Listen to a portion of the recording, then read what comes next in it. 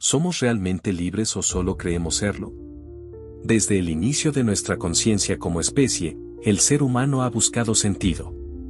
¿Por qué estamos aquí? ¿Cuál es nuestro propósito? Y lo más inquietante de todo, ¿somos realmente libres para decidir cómo vivir? La idea de libertad ha sido el motor de revoluciones, filosofías, religiones y estructuras jurídicas enteras. Pero, ¿y si todo ese esfuerzo estuviera construido sobre un mito? ¿Y si la tan celebrada libertad humana fuera apenas una máscara sobre un rostro que se niega a mirar el abismo? Arthur Schopenhauer no era un filósofo de los que acarician el alma. No ofrecía consuelo ni promesas. Su pensamiento es como un espejo que no distorsiona, que no suaviza los contornos de lo que somos. ¿Y qué refleja ese espejo?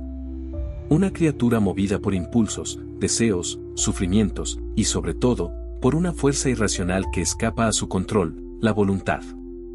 Pero antes de comprender la radicalidad de su propuesta, es necesario viajar en el tiempo. Volver a cuando el libre albedrío era no solo una idea, sino un pilar sagrado del pensamiento occidental. ¿Qué llevó a los antiguos a defender con tanto fervor la idea de que podemos elegir libremente?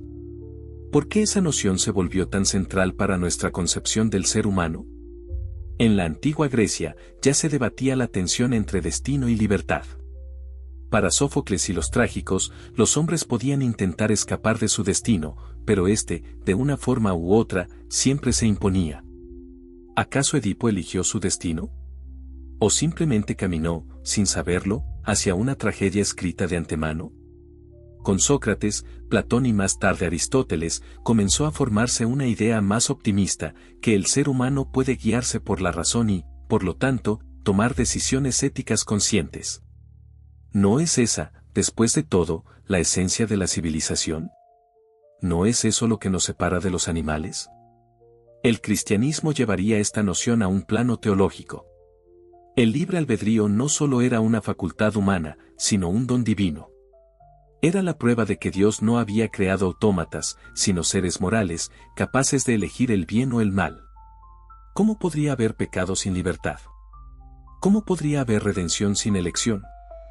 Durante siglos, la idea del libre albedrío fue incuestionable. Incluso cuando la ciencia comenzó a desafiar otras creencias religiosas, el concepto de libertad humana sobrevivió como un bastión. Hasta que llegó el siglo XIX. Y con él, una nueva mirada, mucho más cruda, desencantada y profundamente perturbadora. Arthur Schopenhauer nació en 1788, en una Europa marcada por revoluciones, guerras napoleónicas y un creciente desencanto con la razón ilustrada. Mientras muchos de sus contemporáneos aún celebraban el poder del progreso y la libertad individual, él veía otra cosa. Veía sufrimiento, frustración, insatisfacción. Veía al hombre como un ser atormentado por deseos que nunca logra saciar. ¿Cómo podía haber libertad en un ser tan esclavo de sí mismo? La obra cumbre de Schopenhauer, El mundo como voluntad y representación, publicada en 1818, fue una bomba filosófica que muchos tardaron décadas en comprender. En ella, plantea que el mundo que percibimos no es la realidad en sí, sino una representación mental, una construcción de nuestro aparato cognitivo. Hasta aquí, no suena tan escandaloso, Kant ya había dicho algo similar. Pero Schopenhauer va mucho más allá. Para él, detrás de todas las apariencias, hay una única realidad última, la voluntad. Una fuerza irracional, ciega, que se expresa en todo lo que existe. No es una voluntad divina ni una mente cósmica. Es impulso puro. Es el querer sin razón, el motor sin destino. Todo en la naturaleza está guiado por ella, desde una piedra que cae, hasta un ser humano que sueña con la fama. Y es aquí donde su crítica al libre albedrío se vuelve devastadora. Porque si todo está determinado por esta voluntad ciega, entonces nuestras decisiones también lo están. Creemos elegir, pero solo actuamos según lo que somos. Y lo que somos no lo elegimos nosotros. No decidimos nuestro temperamento, ni nuestras pasiones, ni nuestros impulsos. ¿Elegiste tener miedo a la soledad? ¿Elegiste amar a quien amas? ¿Elegiste tus traumas, tus anhelos, tu historia? La famosa frase de Schopenhauer resume todo esto con brutal claridad: el hombre puede hacer lo que quiere, pero no puede querer lo que quiere. Es decir, tienes la libertad de ejecutar tus deseos, pero no tienes la libertad de elegir cuáles serán esos deseos. ¿Y si no puedes querer lo que quieres, eres verdaderamente libre? Piensa en tus propias decisiones más importantes. ¿Cuántas de ellas surgieron de un proceso racional y totalmente consciente? ¿Y cuántas fueron el resultado de una mezcla confusa de emociones, miedos, condicionamientos, heridas? ¿Eres tú quien decide, o solo eres el canal por donde la voluntad se manifiesta?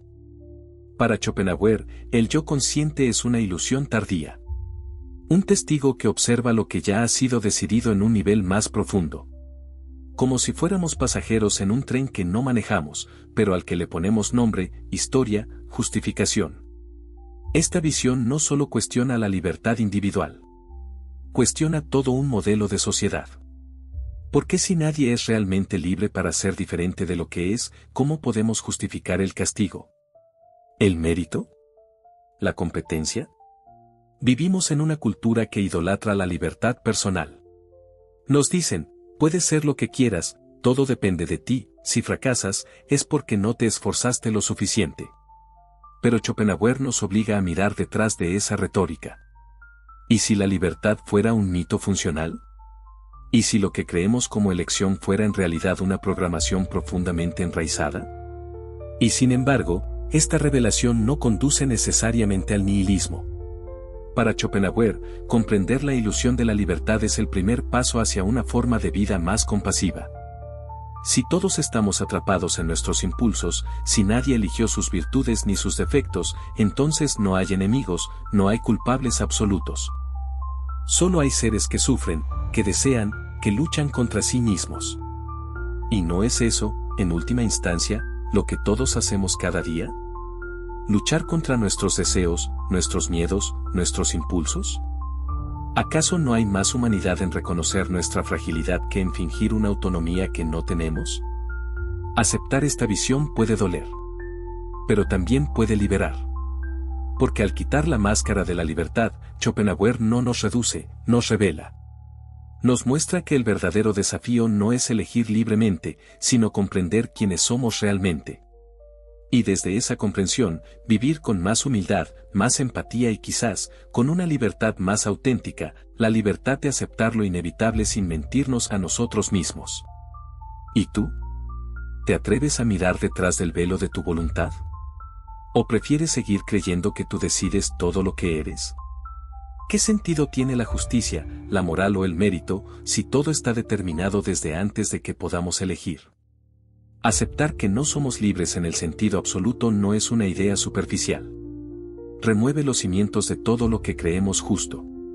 Desde los sistemas penitenciarios hasta las dinámicas laborales, desde la educación hasta las relaciones personales. Todo se basa, de una manera u otra, en la suposición de que las personas eligen libremente sus acciones. Pero si esto no es así, ¿cómo deberíamos reorganizar nuestra forma de mirar al otro y a nosotros mismos? Pensemos en la justicia penal. Si una persona comete un crimen, la sociedad responde con castigo. El castigo se basa en la idea de que esa persona pudo haber elegido no hacerlo. Pero, según Schopenhauer, esa elección nunca existió. Esa persona actuó según lo que es. Según su carácter, su historia, su impulso interior. ¿Eso significa que debemos liberar a todos los criminales? No. Pero sí significa que el castigo no puede fundarse en la venganza ni en la ilusión de que pudo haber hecho otra cosa. ¿No sería más lógico entonces pensar en términos de prevención, de protección social, de rehabilitación? ¿De qué sirve castigar a alguien por ser quien es, si no eligió serlo? ¿Y no debería esto llevarnos también a cuestionar las desigualdades extremas, el clasismo, la meritocracia? Nos han enseñado que el éxito es fruto del esfuerzo, que quien triunfa lo hace porque se lo merece. Pero, ¿quién decide tener fuerza de voluntad? ¿Quién escoge nacer con perseverancia, inteligencia o resiliencia? ¿Acaso no son esos dones tan determinados como la altura o el color de ojos?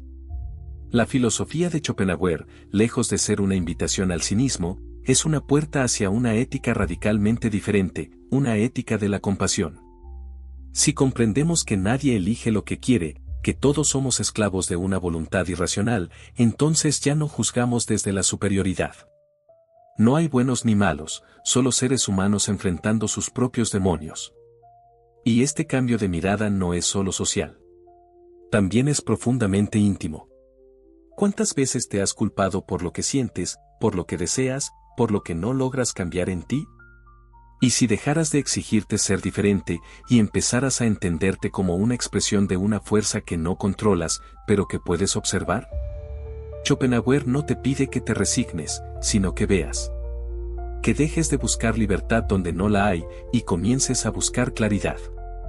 Porque la libertad, si existe, no es la de decidir arbitrariamente entre opciones, sino la de comprender profundamente los mecanismos que te mueven.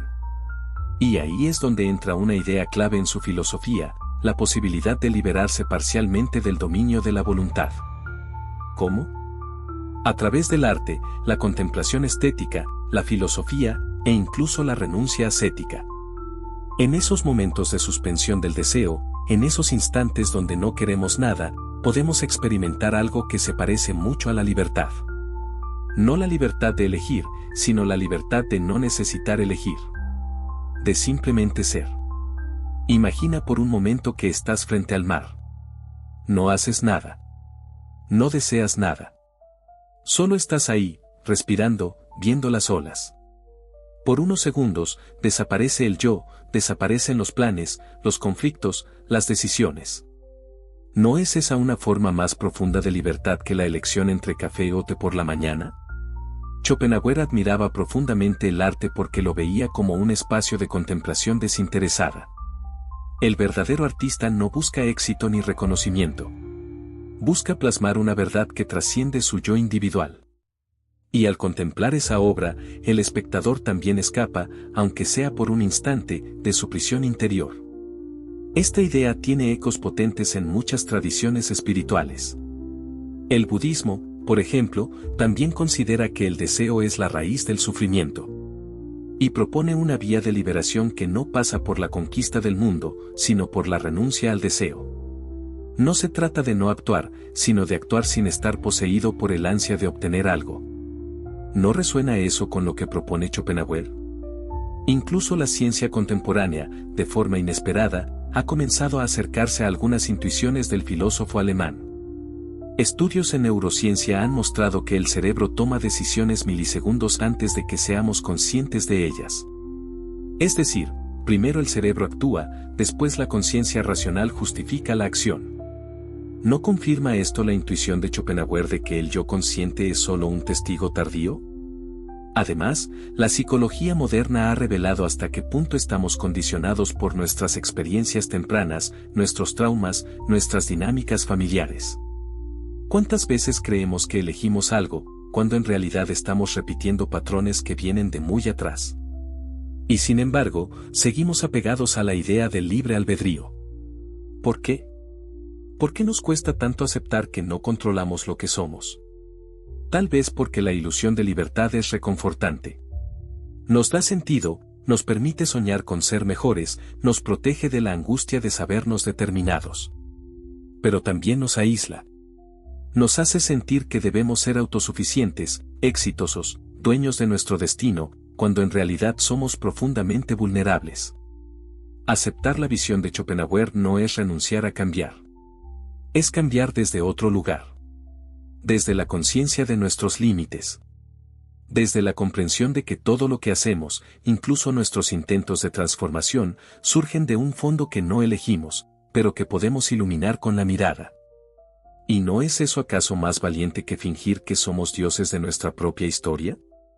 Cuando Schopenhauer escribió sobre estas ideas, fue ignorado por muchos. Era considerado oscuro, pesimista, misántropo. Pero con el tiempo, su pensamiento comenzó a influir profundamente en figuras como Nietzsche, Freud, Wagner, Tolstoy, Kafka. ¿Casualidad? ¿O simplemente era inevitable que una verdad tan brutal como la suya terminara saliendo a la luz? Hoy, en una era marcada por la ansiedad, la autoexigencia, la cultura del rendimiento, las redes sociales y la ilusión de que todo depende de ti, la filosofía de Schopenhauer es más actual que nunca. Nos invita a soltar el látigo con el que nos castigamos, a mirar con compasión nuestras limitaciones, a entender que no somos fallidos, solo somos humanos. Y quizás eso, en sí mismo, sea una forma de libertad. No la libertad heroica de los cuentos épicos, sino la libertad silenciosa de quien se acepta con lucidez. La libertad de quien ya no necesita justificarse. La libertad de quien puede mirar sus deseos sin identificarse con ellos. La libertad de quien, por fin, entiende que no todo depende de su voluntad, y por eso mismo, respira más liviano. Entonces, te pregunto una vez más. ¿Sigues creyendo que decidiste libremente ser quien eres? ¿O ya sientes que, en lo profundo, eres un viajero llevado por una corriente mucho más antigua que tu conciencia? Y si es así, ¿qué harás ahora con esta nueva conciencia?